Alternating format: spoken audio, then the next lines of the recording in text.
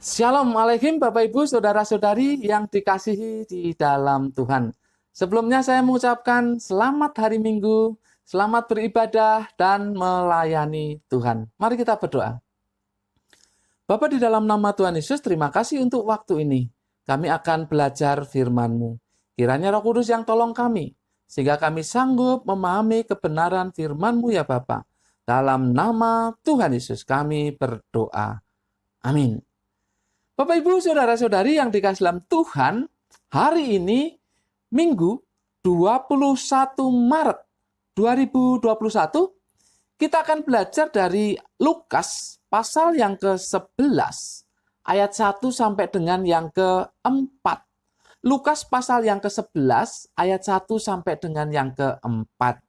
Judulnya adalah Pater Noster. Pater Noster. Apa itu Pater Noster? Kita baca ayatnya terlebih dahulu. Pada suatu kali Yesus sedang berdoa di salah satu tempat. Ketika ia berhenti berdoa, berkatalah seorang dari murid-muridnya kepadanya, "Tuhan, ajarlah kami berdoa, sama seperti yang diajarkan Yohanes kepada murid-muridnya." Jawab Yesus kepada mereka, "Apabila kamu berdoa, katakanlah, Bapa, dikuduskanlah namamu, datanglah kerajaanmu.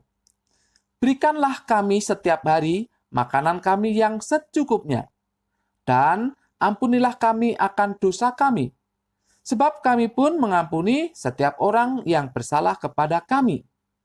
Dan janganlah membawa kami ke dalam pencobaan." Bapak, Ibu, Saudara-saudari yang dikasihi dalam Tuhan, Pater Noster itu sama artinya dengan Bapa kami. Di dalam bahasa Yunani itu Pater Emon. Bapak Ibu, pemakaian kata Bapa kami atau Pater Noster ini menunjuk kepada doa Bapa kami. Yaitu doa yang diajarkan oleh Tuhan Yesus. Di Bukit Zaitun ada sebuah gereja yang dipercaya sebagai tempat di mana Tuhan Yesus mengajarkan doa Bapa kami. Gereja itu disebut Gereja Doa Bapa Kami atau Pater Noster Church. Atau ada penyebutan yang lain, yaitu Sanctuary of the Eleona. Di dalam bahasa Perancis itu disebut Domaine de l'Eleona. Ini merupakan gereja Katolik Roma yang dibangun di sebelah utara makam para nabi di Bukit Zaitun. Disebut sebagai Eleona atau gereja Eleona itu karena artinya adalah rumpun zaitun. Nah, kita tahu bahwa gereja itu berada di Bukit Zaitun. Maka sebutan ini cocok, Eleona, yang berarti rumpun zaitun. Bapak, Ibu, Saudara-saudari yang dikasihi dalam Tuhan, pada dinding-dinding gereja itu ada tulisan doa Bapa kami dalam berbagai bahasa. Termasuk ada bahasa Indonesia dan bahasa daerah. Ada bahasa Jawa, ada bahasa Toraja, ada bahasa Batak, dan bahasa yang lainnya. Luar biasa. Jadi kalau berkunjung ke sana itu sangat terkesan. Rupanya orang Indonesia dikenal di sana. Orang Jawa, orang Batak, orang Toraja, dan berbagai daerah yang lain. Tentunya dikenal di sana karena ada bahasanya di sana. Nah, Bapak, Ibu, Saudara-saudari yang dikasihi dalam Tuhan, biasanya kalau kami berkunjung, ya saya ada di dalamnya, saya akan mengajak peserta itu untuk berdoa atau membaca doa Bapa kami dalam bahasa Ibrani. Di sana juga ada, juga bahasa Aramik. Di sana juga ada, tertulis di sebuah dinding. Bapak, Ibu, kita kembali kepada ayat firman Tuhan yang akan kita pelajari. Kalau yang tertulis di dinding dari gereja doa Bapa kami itu diambil dari Matius 6 ayat 9 sampai 13. Tapi kita kali ini akan belajar dari padanannya, yaitu di Lukas pasal 11 ayat 1 sampai dengan yang keempat. Perhatikan di ayat 1. Kita melihat seperti ada kecemburuan gitu ya. Ada iri hatian dari murid Tuhan Yesus kepada murid-murid Yohanes. Saya baca sekali lagi. Pada suatu kali, Yesus sedang berdoa di salah satu tempat. Ketika ia berhenti berdoa, berkatalah seorang dari murid-muridnya kepadanya, "Tuhan, ajarlah kami berdoa sama seperti yang diajarkan Yohanes kepada murid-muridnya." Ya, rupanya seperti ada cemburu begitu, iri hati. Kenapa mereka tidak diajari doa oleh Tuhan Yesus? Sementara murid-murid Yohanes diajari doa oleh gurunya, yaitu Yohanes. Tentu tidak mengapa, ini karena masalah positif, tentu tidak mengapa. Bapak, Ibu, Saudara-saudari yang dikasihi dalam Tuhan, Tuhan Yesus pun kan menuruti permintaan mereka itu. Tuhan Yesus itu menuruti permintaan mereka akhirnya untuk mengajarkan tentang doa. Itu artinya apa? Berarti Tuhan Yesus menganggap bahwa permintaan murid-muridnya ini bukan sesuatu yang negatif. Makanya dia ajarkan juga. Mari kita perhatikan isi dari doa itu. Saya tidak akan menjelaskan secara detail banget mengenai isi doa ini, karena itu membutuhkan waktu yang banyak. Ini banyak sekali, dalam sekali begitu artinya ya. Tapi ada dua hal yang ingin saya tekankan di sini, yaitu mengenai fokus.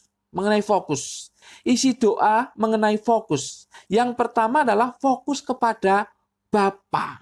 Perhatikan ayat 2. Jawab Yesus kepada mereka, "Apabila kamu berdoa, katakanlah, Bapa, dikuduskanlah namamu, datanglah kerajaan." Ini fokus kepada Bapa. Mengapa ini penting? Ya kan seringkali manusia ini kalau meminta kepada Tuhan, kepada Allah, kepada Bapa kan minta-minta begitu aja ya.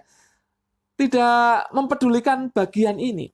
Tapi Tuhan Yesus mengajarkan supaya ada hubungan yang baik antara orang percaya atau yang berdoa itu dengan Bapa. Nah, itu dimulai dari inisiatif orang percaya untuk memuliakan Bapa. Jadi di dalam doa pun seharusnya orang percaya itu memuliakan Bapa. Tuhan Yesus menekankan supaya murid-muridnya memuliakan Bapa. Dikuduskanlah namamu, datanglah kerajaanmu. Bapa mendapat prioritas utama di dalam komunikasi antara murid Tuhan Yesus dengan Bapa.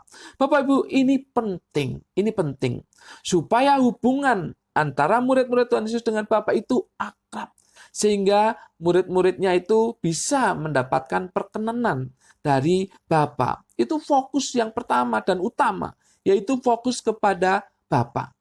Tapi fokus yang kedua itu fokus kebutuhan. Kebutuhan jasmani maupun rohani. Perhatikan ayat 3. Berikanlah kami setiap hari makanan kami yang secukupnya. Nah, ini fokus kepada kebutuhan jasmani. Bapak Ibu, menarik. Dikatakan di sini, berikanlah kami setiap hari makanan kami yang secukupnya. Nah, kata secukupnya di dalam bahasa Yunani itu epiousios. Epiousios. Itu artinya apa? Itu secara literal artinya harian atau sesuai kebutuhan. Jadi begini, berikanlah kami setiap hari makanan kami harian. Jadi setiap hari gitu ya, harian atau sesuai kebutuhan. Berikanlah kami setiap hari makanan kami yang sesuai kebutuhan. Nah, Bapak Ibu Saudara-saudari yang dikasihi dalam Tuhan, mengapa ini yang ditekankan Tuhan Yesus? Mengapa Tuhan Yesus tidak mengatakan berikan makanan yang berlimpah-limpah, yang banyak, tapi berikan makanan sehari itu ya secukupnya saja. Kenapa Tuhan Yesus berkata seperti itu, ngajarinya seperti itu? Tentu ini yang pertama sesuai konteks ya. Sesuai konteks. Perubahan zaman itu dalam hal keimanan itu cepat sekali. Misalkan saja, setelah zaman Tuhan Yesus kan orang percaya pada zaman Rasul itu kan mendapat aniaya. Dan mereka harus pergi kan. Mereka harus pergi dari tempatnya. Nah, kalau andai kata doanya, berikan kepada kami makanan kami sehari ini secukupnya dan seterusnya juga diberikan begitu. Nah, itu kan namanya nabung ya. Namanya nabung ya, nabung. Bapak Ibu saudara-saudari yang dikasih dalam Tuhan, itu sesuai konteksnya. Jadi kalau kita perhatikan di dalam konteks zaman itu ya secukupnya ya cukuplah untuk sehari dan tidak perlu memusingkan hari esok. Tetapi ada makna yang lebih dalam dari itu, yaitu ini mengajar kita untuk tidak serakah. Untuk tidak serakah sesuai kebutuhan, itu tidak serakah ya. Ajarannya sangat dalam di sini supaya kita tidak serakah ketika meminta kepada Tuhan. Makna yang lain juga dalam, yaitu menguji iman kita kepada kesanggupan Bapa memelihara kita hari-hari berikutnya. Kan doanya, berikanlah kami setiap hari makanan kami yang secukupnya. Setiap hari. Setiap hari. Itu berarti hari ini makanan yang secukupnya. Lah besok ya pasti akan diberikan lagi. Itu iman. Itu iman.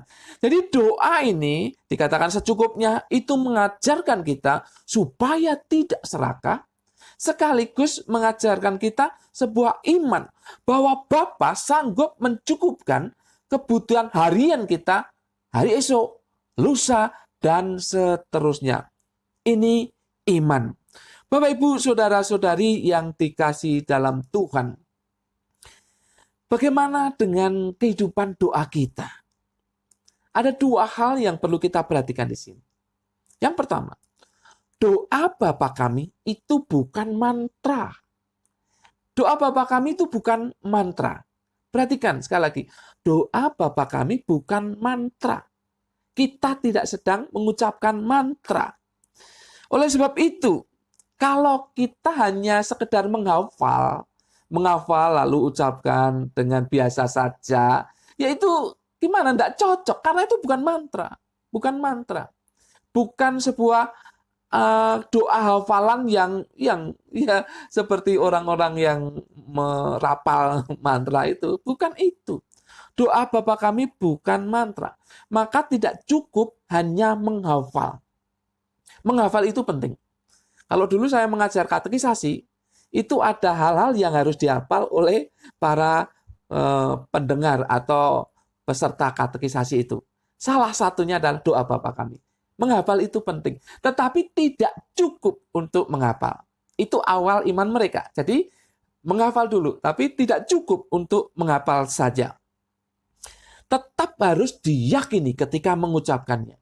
Mengucapkan dengan sungguh-sungguh. Dengan sebuah perasaan bahwa kita butuh dan bergantung kepada Tuhan. Itu penting. Jadi doa Bapa kami, ketika kita mengucapkannya, kita mengucapkan dengan perasaan bahwa kita memang butuh Tuhan. Dan kita memang bergantung kepada Tuhan. Bapak, Ibu, Saudara-saudari yang dikasihi dalam Tuhan, ada gereja-gereja yang di dalam liturginya itu memasukkan doa Bapa kami. Tidak masalah, it's okay, saya setuju aja. Tetapi yang penting jangan hanya hafalan. Itu harus diucapkan dengan perasaan butuh dan bergantung kepada Tuhan. Setiap jemaat maupun yang pimpin dalam doa itu harus mengucapkannya dengan perasaan membutuhkan Tuhan. Bergantung kepada Tuhan. Karena itu bukan mantra. Hal yang kedua, fokus utama kita adalah pada Bapa, kepada Allah. Bukan kepada kebutuhan kita terlebih dahulu. Tapi fokus kita adalah Bapa. Muliakan Dia. Jadi setiap kita berdoa, kita memuliakan Bapa. Kita memuliakan Allah. Karena itu kewajiban bagi kita. Dia memang layak untuk dimuliakan. Jadi yang pertama komunikasi kita dengan Bapa itu harus memuliakan Bapa. Dia layak mendapatkan tempat, ya, prioritas dan mempunyai otoritas tertinggi di dalam kehidupan kita. Maka di dalam doa kita harus memuliakan Bapa terlebih dahulu. Baru kemudian kita menyampaikan kebutuhan-kebutuhan kita. Bapak, Ibu, Saudara-saudari yang dikasihi dalam Tuhan, maka paternoster ini menjadi sangat bermakna di dalam kehidupan Anda dan saya. Oleh karena mengandung pengertian yang sangat dalam, di mana kita memuliakan Bapa dengan sungguh-sungguh dalam komunikasi kita dengan Bapa, di mana kita menyampaikan kebutuhan kita kepada Bapa, dan biarlah kita juga akan siap untuk diberkati oleh Bapa sesuai dengan apa yang kita doakan. Walaupun kita tidak mendoakan yang berlimpah-limpah, yang luar biasa banyaknya, tetapi secukupnya, sesuai dengan kebutuhan, dan kita siap untuk menerima itu. Karena kita yakin bahwa Bapa akan memelihara kehidupan kita di hari esok, hari kemudian, dan kemudian. Bapak, Ibu, Saudara-saudari yang dikasihi dalam Tuhan, dengan paternoster ini, dengan Bapa kami, dengan doa Bapa kami ini, maka kita menjadi imannya menjadi lebih kuat. Karena meyakini akan pemeliharaan Bapa dalam kehidupan kita. Amin. Mari kita berdoa. Bapa, dalam nama Tuhan Yesus, terima kasih untuk firman-Mu. Kami sudah belajar. Roh Kudus memberitahu kami sesuatu yang penting, bahwa kami harus memuliakan Bapa di dalam doa kami dan meminta sesuai dengan kebutuhan kami, dengan keyakinan penuh bahwa Bapa akan memelihara kehidupan kami selanjutnya. Terima kasih Bapa atas firman-Mu. Roh Kudus kiranya tolong kami untuk kami bisa melakukan, menjalankan apa yang kami pelajari dalam kehidupan kami sehari-hari.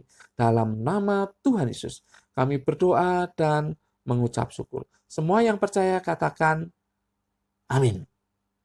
Tuhan memberkati Bapak, Ibu, Saudara-saudari senantiasa